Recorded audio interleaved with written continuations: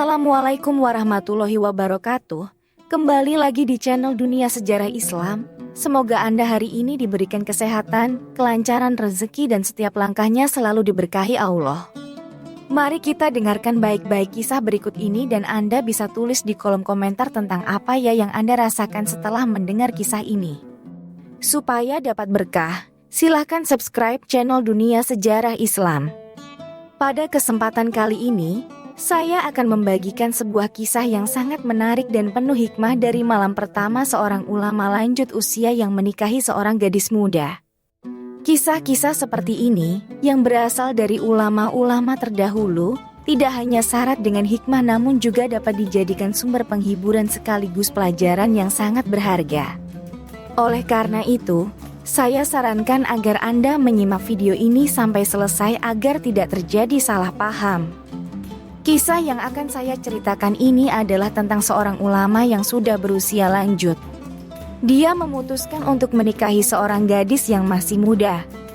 Kisah ini saya kutip dari buku yang berjudul 100 Kisah Menarik Penuh Ibrah yang ditulis oleh Abu Ubaidah Yusuf bin Muhtar As-Sidawi. Buku ini sendiri bersumber dari kitab-kitab yang ditulis oleh ulama-ulama terdahulu. Abu Bakar Al-Ismail, salah satu narasumber kisah ini, mengisahkan tentang seorang ulama bernama Syekh Muhammad bin Uqbah Aziz As-Saibani. Beliau adalah salah seorang ulama yang tinggal di Kufah, Irak. Saat itu, beliau sudah berusia sangat lanjut, kondisinya lemah, dan hanya bisa tinggal di rumah saja. Pada suatu malam, beliau mengungkapkan kepada anak-anaknya bahwa ia menginginkan seorang istri. Mendengar keinginan ayah mereka, anak-anak beliau berencana untuk menikahkan ayahanda mereka keesokan harinya. Namun, sang ayah mendesak untuk menikah secepatnya. Sebagian dari anak-anak beliau berpikir bahwa mungkin ayah mereka, yang sudah lanjut usia, mungkin sudah tidak waras lagi. Namun, mereka tidak memiliki pilihan lain selain mewujudkan keinginan ayah mereka. Muhammad bin Uqbah Aziz As-Saibani bukanlah sembarang ulama. Beliau adalah seorang ulama yang juga dikenal sebagai perawi hadits. Beliau termasuk salah seorang dari kalangan syekh di negeri Kufah. Singkat cerita, anak-anak Syekh Muhammad bin Uqbah memutuskan untuk menikahkan beliau dengan seorang gadis muda dari kabilah mereka. Lalu, bagaimanakah kisah malam pertama mereka? Dalam kisah yang dinukil dari Min Butuni Kutub karya Yusuf Al-Atiq, diceritakan bahwa pada malam pertama itu, anak-anaknya membiarkan sang ayah berdua saja dengan istri barunya. Si istri pun mandi, berdandan, memakai wangi-wangian, dan mengenakan gaun baru. Setelah itu, ia tidur bersama Syekh Muhammad bin Uqbah.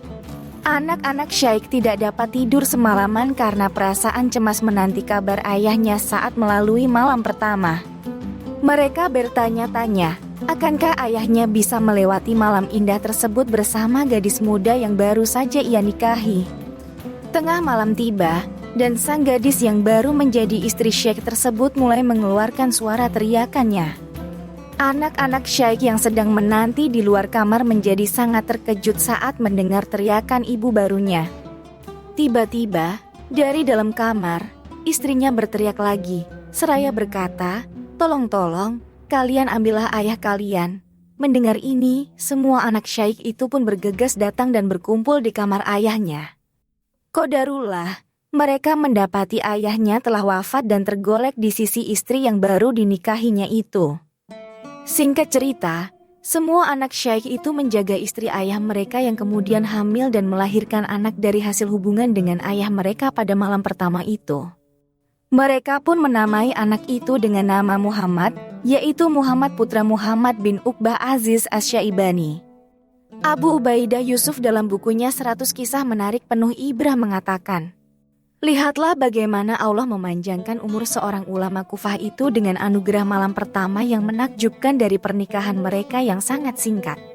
Itulah seorang anak yang bermanfaat bagi umat manusia karena Muhammad putra Muhammad bin Uqbah As-Syaibani juga menjadi seorang ulama besar di Kufah pada saat itu."